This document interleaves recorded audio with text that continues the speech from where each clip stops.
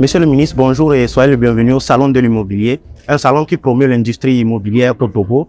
On sait que depuis un moment, le Togo s'est résolument engagé dans la promotion de l'activité immobilière et notamment l'accès au logement décent de l'ensemble de ses concitoyens à travers l'adoption d'un décret qui réglemente la caution au niveau du Togo. Est-ce qu'aujourd'hui, près de quelques temps après l'adoption de cette réglementation, on peut se réjouir des résultats qui sont vus?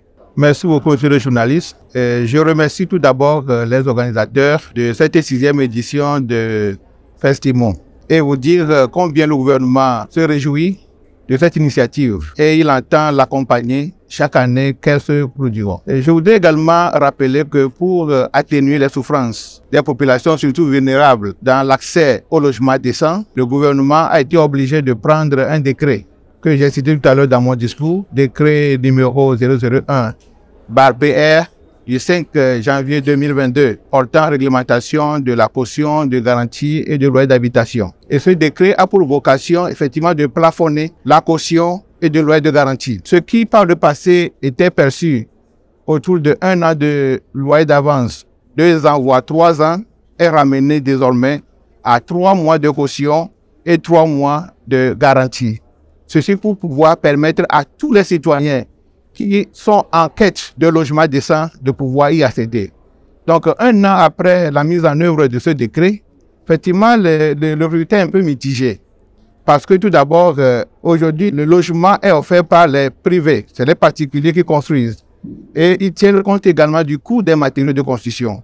Donc, nous ne pouvons pas dire aujourd'hui que la mise en œuvre a été intégrale. Mais nous nous encourageons à ce que nous puissions tous nous mobiliser pour nous intégrer dans ce nouveau décret qui soulage non seulement les locataires, mais aussi les propriétaires. Parce que nous avons initié de nouveaux mécanismes qui permettent aux propriétaires, lorsqu'ils se retrouvent en face d'un locataire indélicat, de le faire partir sans toutefois recourir à des procédures judiciaires. Peut-être les gens ne se rendent pas compte.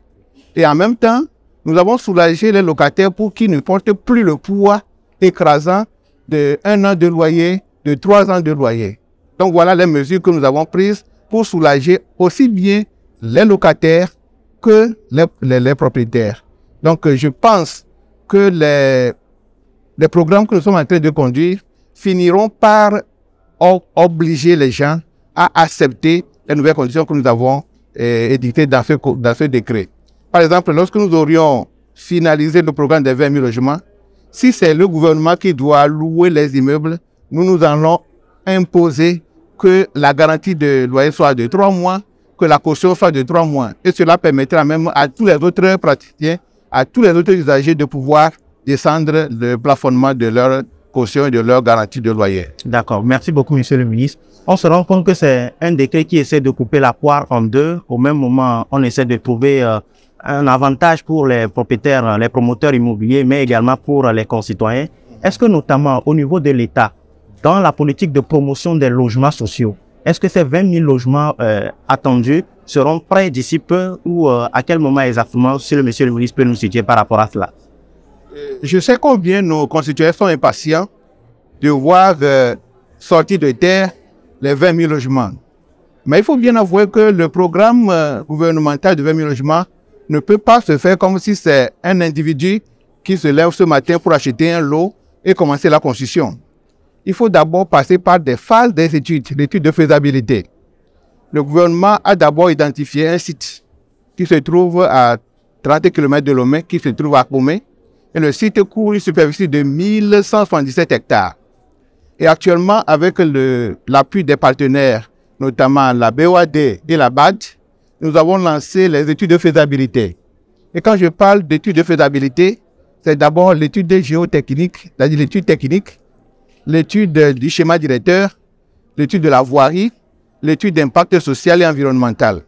Donc quand nous aurions les rapports de ces différentes études, nous pourrons maintenant lancer les appels pour recruter les promoteurs immobiliers. Parce que le programme a vocation non pas à mettre l'État au centre de ce programme, mais plutôt c'est les privés qui sont attendus. L'État crée le cadre et va offrir des facilités pour accompagner les privés qui voudraient bien investir dans ce secteur. Voilà un peu le cheminement que nous avons prévu pour faire réaliser les 20 000 logements. Donc, pour répondre à votre question, pour savoir est-ce qu'aujourd'hui, on peut trouver les 20 000 logements, le chemin est long, mais nous sommes en train de le faire. On dit qu'il va lentement, va sûrement. On voudrait bien offrir à tous les Togolais un cadre de vie d'abord agréable, décent et durable.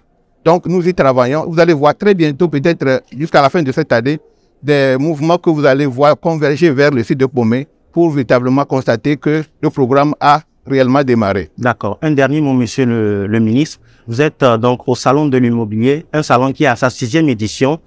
Alors, quel mot vous avez pour l'ensemble des organisateurs et quelles sont les attentes de l'État par rapport à cette initiative issue du privé?